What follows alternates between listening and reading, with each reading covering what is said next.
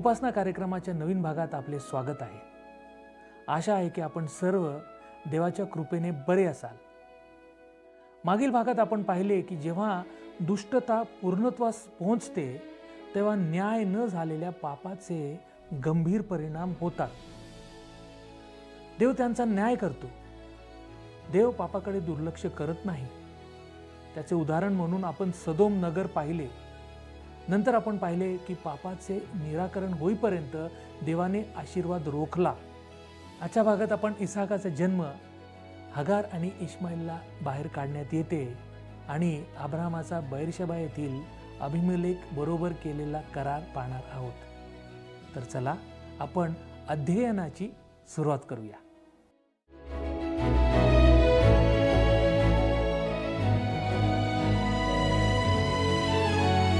प्रभू येशू ख्रिस्ताच्या मधुर नावात आपणा सर्वांचे उपासना कार्यक्रमामध्ये हार्दिक स्वागत. प्रियांनो, आज आपण उत्पत्ती अध्याय 21 याचा अभ्यास करणार आहोत. अध्याय 21 यामध्ये आपण इसाकाचा जन्म, हगार आणि इश्मायल यांना हाकलून देणे आणि बैरशेबा येथे अब्राहम आणि अबिमेलेक इत्यादी विषयांवर माहिती घेणार आहोत.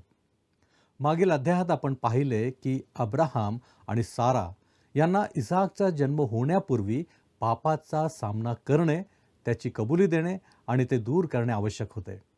आता अध्याय 21 मध्ये आपल्याला इसाकाच्या जन्माविषयी सांगितले आहे.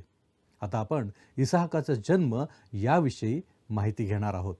उत्पत्ती याचा 21वा अध्याय आणि पहिली 2 वचने आपण वाचूया. यानंतर परमेश्वराने आपल्या म्हणण्याप्रमाणे सारेवर अनुग्रह केला आणि तिला दिलेले वचन पुरे केले.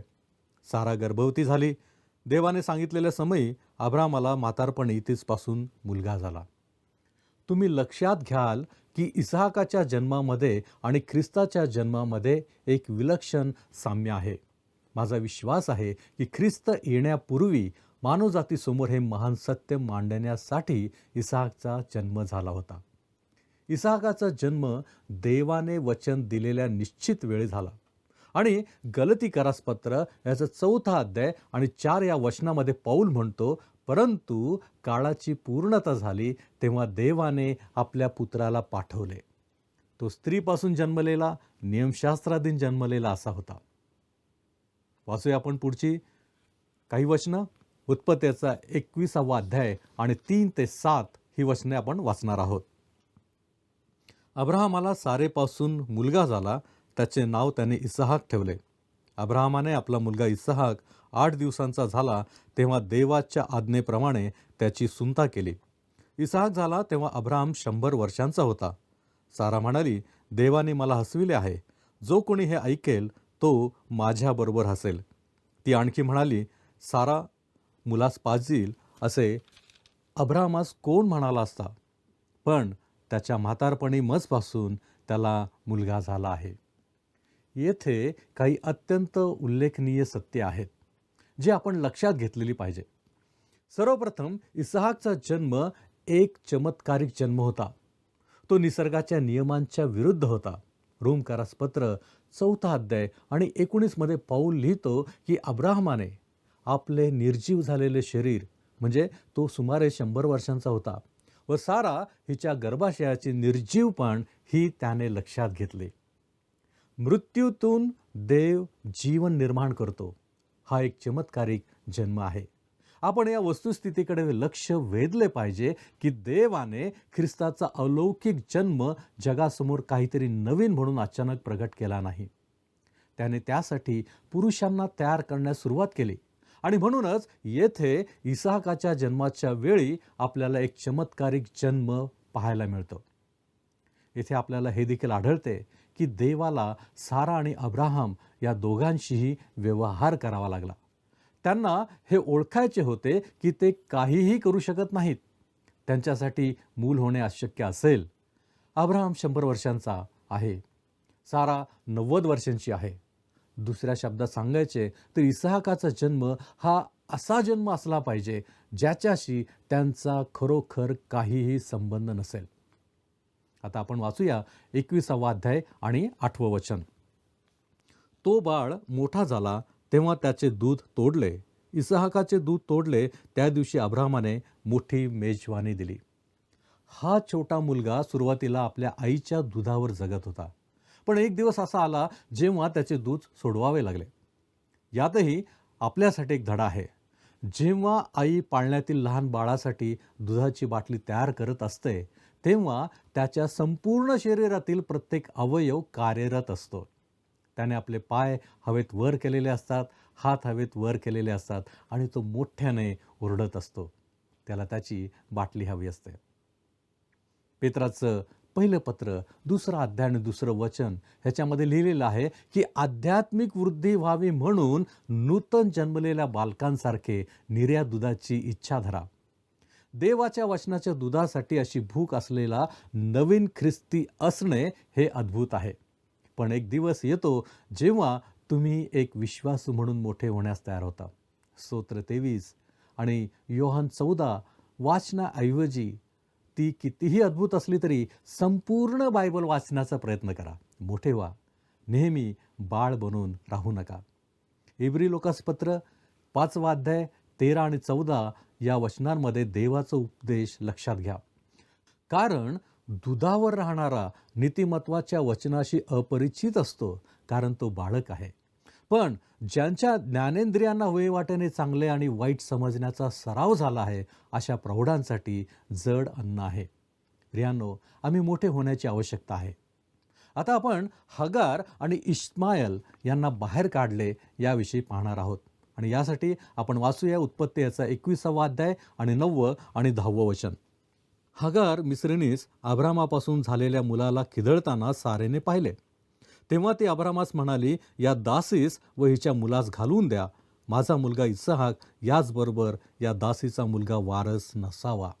या लहान मुलाच्या इसहाकाच्या घरात येण्यामुळे खरोखरच खूप अडचणी निर्माण झाल्या. आपल्याला दिसते की हगारचा मुलगा इस्माईल खिदळत होता, दंगामस्ती करत होता. आता आपल्याला इस्माईलचे स्वरूप आणि चारित्र्य दिसू लागते. या क्षणापर्यंत तो एक चांगला मुलगा वाटत होता.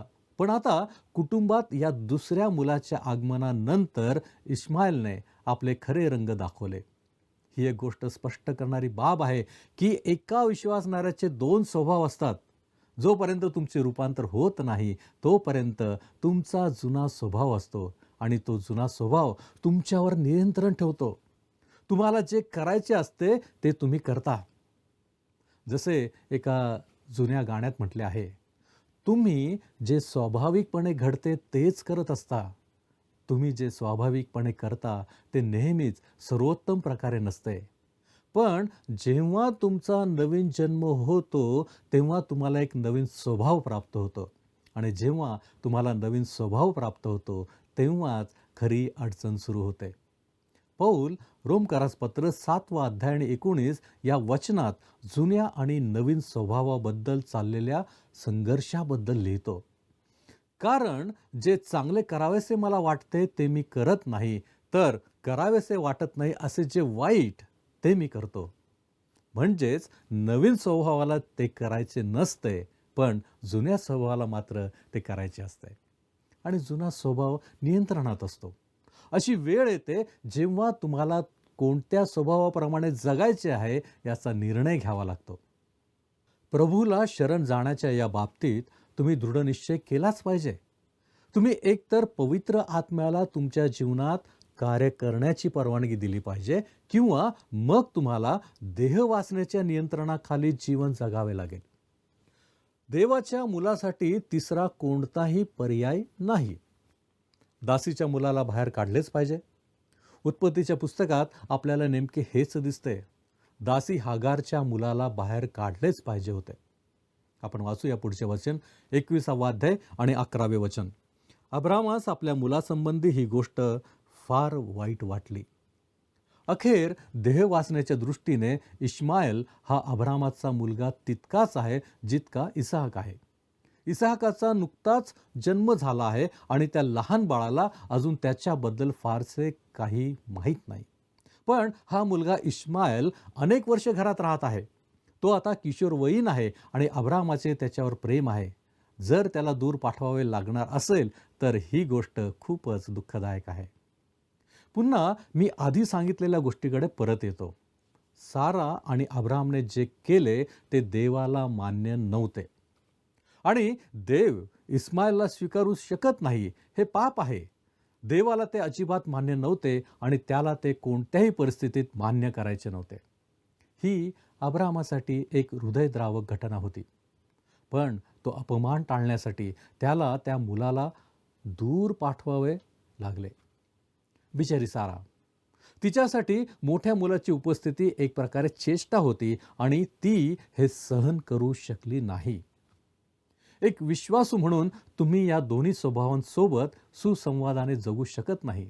तुम्हाला एक निर्णय घ्यावाच लागतो. याकोब म्हणतो, याकोबाचं पत्र 1 अध्याय 8व्या वचनामध्ये, की असा माणूस द्विबुद्धीचा असून आपल्या सर्व कार्यात चंचल असतो. हेच आजच्या अनेक ख्रिस्ती लोकांमध्ये असलेल्या अस्थिरतेचे आणि असुरक्षिततेचे कारण आहे. त्यांना जगासोबतही जगायचे आहे किंवा त्यांना जगासोबत जायचे आहे आणि तरीही प्रभूच्या मार्गानेही जायचे आहे. ते आध्यात्मिकदृष्ट्या द्विभाजित व्यक्तिमत्वाचे आहेत. दोन्ही गोष्टी करण्याचा प्रयत्न करत आहेत आणि तुम्ही तसे करू शकत नाही. ग्रीक लोकांमध्ये एक शर्यत होती, ज्यात 2 घोडे एकत्र जुंपत असत आणि स्वार आपला एक पाय एका घोड्यावर आणि दुसरा पाय दुसऱ्या घोड्यावर ठेवत असे आणि शर्यत सुरू होत असे. जोपर्यंत घोडे एकत्र धावत होते तोपर्यंत ती एक उत्तम शर्यत होती.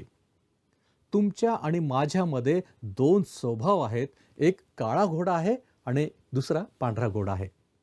जर ते एकत्र गेले तर खूप छान होईल, पण ते एकत्र काम करणार नाहीत. पांढरा घोडा एका दिशेने जातो आणि काळा घोडा दुसऱ्या दिशेने जातो.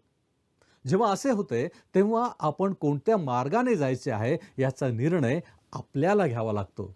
आपण जुन्या स्वभावाने जगायचे की नवीन स्वभावाने. म्हणूनच आपल्याला रोमकरास पत्र 6 अध्याय आणि 13 यामध्ये स्वतःला समर्पित करण्यास सांगितले आहे. स्वतःच देवाला समर्पण करा आणि आपले अवयव नीतीची साधने होण्याकरिता देवाला समर्पण करा. पौल पुढे म्हणतो की शरीराच्या दुर्बलतेमुळे नियमशास्त्र जे करू शकले नाही ते आता देवाचा आत्मा करू शकतो. रोमकरास पत्र 8 अध्याय आणि 3 आणि 4 ही वचने तुम्ही पहा. नियमशास्त्राने मनुष्याच्या जुन्या स्वभावावर नियंत्रण ठेवण्याचा प्रयत्न केला आणि ते अयशस्वी ठरले. आता देवाचा आत्मा नवीन स्वभावाला सामर्थ्य देऊन जे नियमशास्त्र कधीही करू शकले नाही ते साध्य करू शकतो. हागारचा मुलगा इस्माईल याचे चारित्र्य प्रगट होऊ लागते. हाच तो स्वभाव आहे जो नंतर त्या राष्ट्रात प्रगट झालेला दिसतो. एक असे राष्ट्र जे विरोधी आहे आणि ज्याचा हात आपल्या भावाच्या विरोधात आहे. शतकानुशतके त्याचे हेच चित्र राहिले आहे. मी आधीच सुचवले होते की इसहाकाच्या जन्मामध्ये आपल्याला प्रभू येशू ख्रिस्ताच्या जन्माची पूर्वछाया दिसते. देवाने मानवजातीवर अचानक कुमारी जन्म लादला नाही. त्याने यापासून अनेक चमत्कारिक जन्मांद्वारे आपली तयारी केली होती, ज्यात बाप्तिस्मा करणाऱ्या योहानाचा जन्म, शमशोनाचा जन्म आणि येथे इसहाकाचा जन्म यांचा समावेश आहे. मी तुमचे लक्ष इसहाक आणि प्रभू येशू ख्रिस्त यांच्या जन्मामधील उल्लेखनीय साम्याकडे वेधू इच्छितो. पहिलं साम्य, इसहाकाचा जन्म आणि ख्रिस्ताचा जन्म या दोघांचेही वचन देण्यात आले होते. 25 वर्षांपूर्वी जेव्हा देवाने अब्रामाला खासदी लोकांच्या ऊरमधून बोलावले तेव्हा देवाने त्याला म्हटले होते, मी तुला आणि साराला एक पुत्र देणार आहे. आता 25 वर्षे उलटून गेली आहेत आणि देवाने आपले वचन पूर्ण केले आहे. देवाने इस्रायल राष्ट्रालाही म्हटले होते, एक कुमारी गर्भवती होईल आणि एका पुत्राला जन्म देईल. जेव्हा बेथलहेममध्ये येशूचा जन्म झाला तो दिवस भविष्यवाणीची पूर्तता करणारा होता. दोन्ही जन्मांचे वचन देण्यात आले होते. आता दुसऱ्या साम्याकडे आपण जाऊ. दोन्ही जन्मांच्या बाबतीत वचनामध्ये आणि त्याच्या पूर्ततेमध्ये बराच मोठा कालावधी होता. खरे तर देवाने वचन दिल्यापासून इसाहाकाच्या जन्मापर्यंत सुमारे 25 वर्ष लागली. ख्रिस्ताच्या जन्माच्या बाबतीत आपण अनेक पिढ्या मागे जाऊ शकतो. उदाहरणार्थ, देवाने वचन दिले होते की दाविदाच्या वंशात एक येईल आणि हे ख्रिस्ताच्या जन्माच्या 1000 वर्षे आधी घडले होते. येथे हे एक उत्तम असे उल्लेखनीय साम्य आहे. तिसरं साम्य, या जन्मांच्या घोषणा सारा आणि मरियेला अविश्वसनीय आणि अशक्य वाटल्या. तुम्हाला आठवत असेल की परमेश्वराचे सेवक सदोमच्या वाटेवर असताना अब्राहमाला भेटले आणि त्यांनी इसाहाकाच्या जन्माची घोषणा केली. ते अगदी अशक्य वाटले. सारा हसली आणि म्हणाली, हे शक्यच नाही, हे विश्वासाच्या पलीकडचे आहे. आणि अखेरीस कुमारी जन्माबद्दल प्रश्न विचारणारी पहिली व्यक्ती कोण होती? ती स्वतः मरियाच होती. जेव्हा देवदूताने घोषणा केली तेव्हा ती म्हणाली, आपण पाहतो लूक याचा 1 अध्याय 34 या वचनामध्ये, की हे कसे होईल, कारण मला पुरुष ठाऊक नाही. चौथं साम्य, इसाहाक आणि येशू या दोघांची नावे त्यांच्या जन्मापूर्वीच ठेवण्यात आली होती. अब्राहम आणि सारा यांना सांगण्यात आले होते की त्यांना एक मुलगा होणार आहे आणि ते त्याचे नाव इसाहाक ठेवतील. आणि प्रभू येशूच्या जन्माच्या बाबतीत आपल्याला दिसते की त्याचे नावही आधीच ठेवण्यात आले होते. देवदूत योसेफाला म्हणाला, त्याचे नाव तू येशू ठेव, कारण तोच आपल्या प्रजेला त्यांच्या पापांपासून वाचवेल. जे आपल्याला मत्ते शुभवर्तमान याचा 1 अध्याय आणि 21 वचनामध्ये दिसते. पुढचं साम्य आपण बघूया, 5वं साम्य, दोन्ही जन्म देवाच्या नेमलेल्या वेळी झाले. या अध्यायातील वचन 2 म्हणते की देवाने त्यांना सांगितलेल्या समयी साराने इसाहाकाला जन्म दिला. आणि येशूच्या जन्माबद्दल आपण पाहतो की पौल म्हणतो गलती 4 अध्याय 4 वचनामध्ये, परंतु काळाची पूर्णता झाली तेव्हा देवाने आपल्या पुत्राला पाठविले. तो स्त्रीपासून जन्मलेला, नियमशास्त्राधीन असा जन्मलेला असा होता. 6वं साम्य, दोन्ही जन्म चमत्कारिक होते. इसाहाकाचा जन्म एक चमत्कारिक जन्म होता आणि निश्चितच प्रभू येशूचा जन्मही तसाच होता. त्यात कोणत्याही मनुष्याचा सहभाग नव्हता. पुढचं साम्य, 7वं साम्य, दोन्ही पुत्र त्यांच्या वडिलांसाठी विशेष आनंदाचे कारण होते. आपण वाचतो की अब्राहमाने आपल्या जन्माला आलेल्या मुलाचे, ज्याला साराने जन्म दिला होता, त्याचे नाव इसाहाक ठेवले, ज्याचा अर्थ हास्य असा आहे. त्याने आपल्या मुलाला हे नाव दिले कारण ज्यावेळी देवाने ही घोषणा केली त्यावेळी त्याला झालेल्या प्रचंड आनंदामुळे तो हसला होता. प्रभू येशूच्या संदर्भात आपण वाचतो की पित्याने स्वर्गातून वाणी केली आणि म्हटले, मत्तई याचा 3 अध्याय आणि 17 या वचनामध्ये आपण पाहतो, हा माझा पुत्र मला परमप्रिय आहे, याच्याविषयी मी संतुष्ट आहे. येथे आम्ही पाहतो की दोन्ही पुत्र आनंदाचे कारण होते. 8व्या साम्याकडे आपण जाऊया. दोन्ही पुत्र आपल्या वडिलांचे आज्ञाधारक होते अगदी मरणापर्यंत. 22व्या अध्यायात आपण पाहणार आहोत की या इसाहाकाला त्याच्या वडिलांनी अर्पण केले. तो 8-9 वर्षांचा लहान मुलगा नव्हता. ही घटना घडली तेव्हा इसाहाक सुमारे 33 वर्षांचा होता आणि तो आपल्या वडिलांचा आज्ञाधारक होता अगदी मरणापर्यंत. हे इसाहाकच्या बाबतीत खरे होते आणि हे निश्चितपणे प्रभू येशू ख्रिस्ताच्या बाबतीतही खरे होते. इसाहाकाच्या जन्मात आणि जीवनात ख्रिस्ताच्या जन्माचे आणि जीवनाचे एक अद्भुत चित्र आहे. पुढचं साम्य आपण बघू. शेवटी इसाहाकाचा चमत्कारिक जन्म हे ख्रिस्ताच्या पुनरुत्थानाचे प्रतीक आहे. आपण पाहिले होते रोमकारास पत्र 4 अध्याय आणि 19 मध्ये की अब्राहमाने आपले निर्जीव झालेले शरीर, सारा हिच्या गर्भाशयाचे निर्जीवपण ही त्याने लक्षात घेतले. मृत्यूतून जीवन आले, तेच पुनरुत्थान आहे. पहा, पौल यावर जोर दिल्यानंतर प्रभू येशूबद्दल म्हणतो रोमकारास पत्र 4 अध्याय आणि 25 या वचनात की तो प्रभू येशू तुमच्या आमच्या अपराधांमुळे मरावयास धरून देण्यात आला व आपण नीतिमान ठरावे म्हणून तो उठला आहे. प्रियांनो, इसाहाकामध्ये आपल्याला प्रभू येशू ख्रिस्ताचे एक उल्लेखनीय चित्र दिसते. आता आपण पाहतो की देव अब्रामाशी आणि हागार व तिचा मुलगा इस्माईल यांच्याशी किती कृपेने वागतो. यासाठी आपण वाचणार आहोत उत्पत्तीचा 21वा अध्याय आणि 12वं वचन. तेव्हा देव अब्रामास म्हणाला, हा मुलगा व तुझी दासी यांच्या संबंधी तू वाईट वाटून घेऊ नको.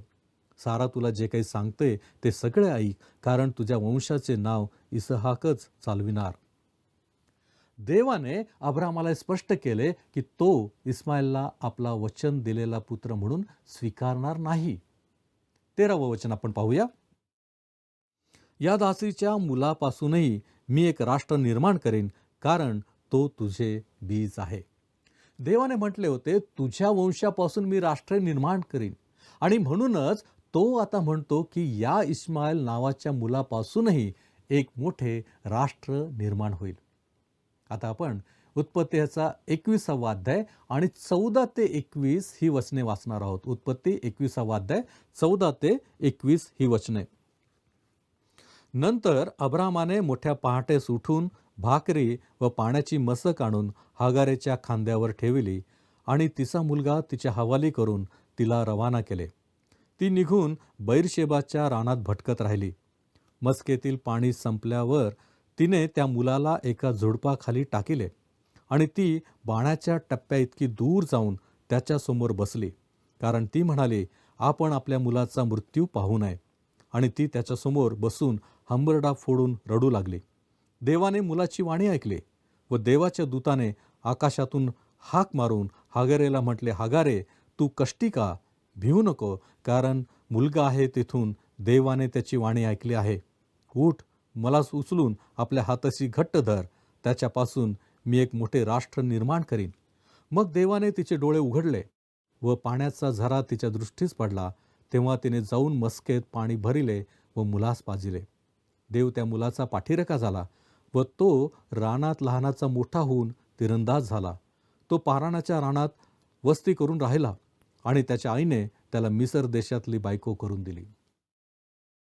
या ठिकाणी पवित्र शास्त्र इस्माईलच्या वंशाचा उल्लेख करणे थांबवते आणि यापुढे त्याचा मागोवा घेत नाही.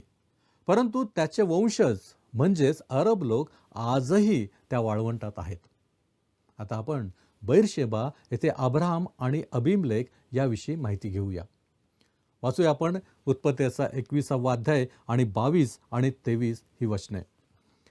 त्या सुमारास असे झाले की अबीमेलेक व त्याचा सेनापती पिकोल हे अब्रामास म्हणाले, जे काही तुम्ही करीता त्यात देव तुमच्या बरोबर आहे.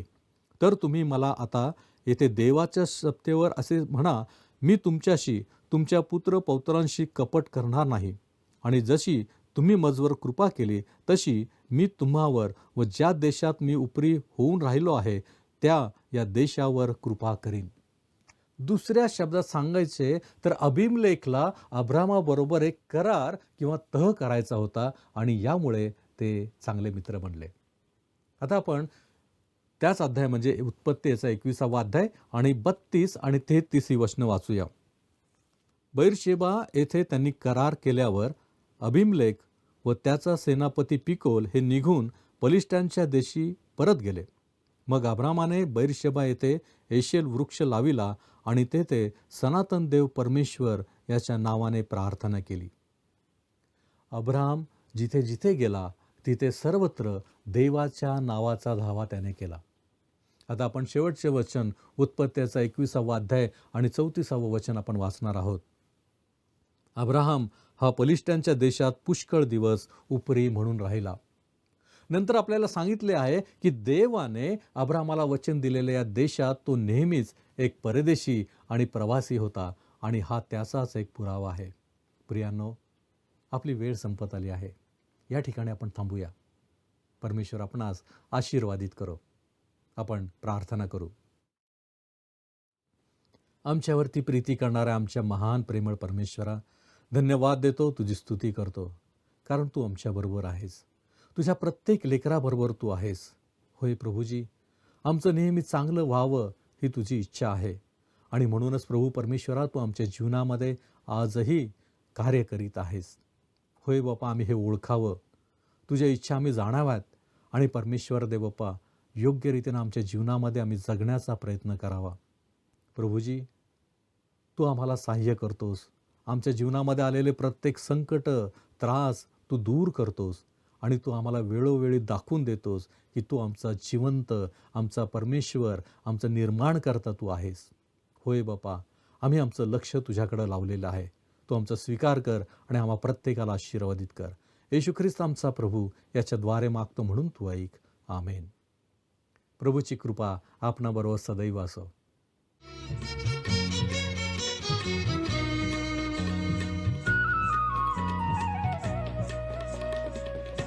सुंदर देऊळ हृदय हे माझे, सुंदर देऊळ हृदय हे माझे, इथेच विराजे देव बाप, देव बाप. सुंदर देऊळ हृदय हे माझे, सुंदर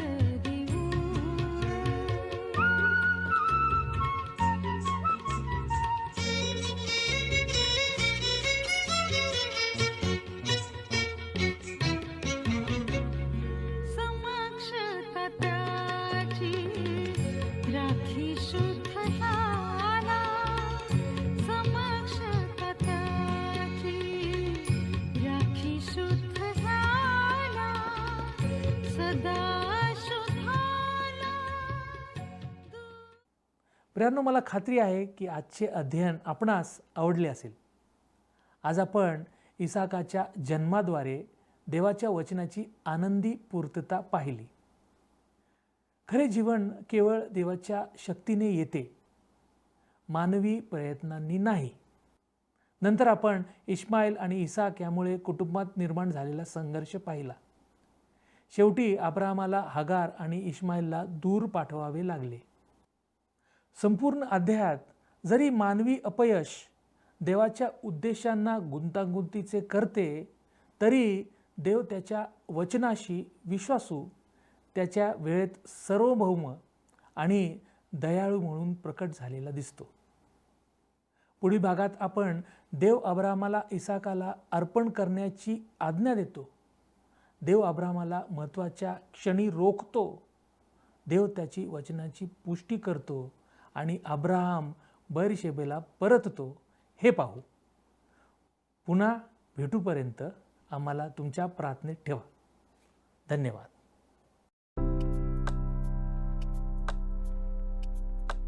मागील कार्यक्रमातील प्रश्नाचे उत्तर आहे पर्याय सी. लोटाची पत्नी मिठाचा खांब झाली.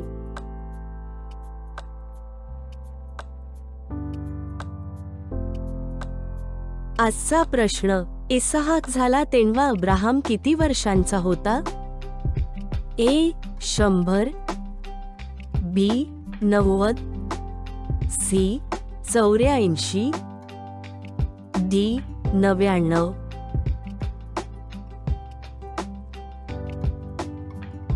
प्रियांनो, या प्रश्नाचे उत्तर उद्या सकाळी 6 वाजण्याच्या आधी पर्याय ए, बी, सी किंवा डी लिहून आपले नाव, पत्ता आणि ठिकाण यासोबत मोबाईल नंबर 7021474742 वर SMS किंवा व्हॉट्सॲप करा.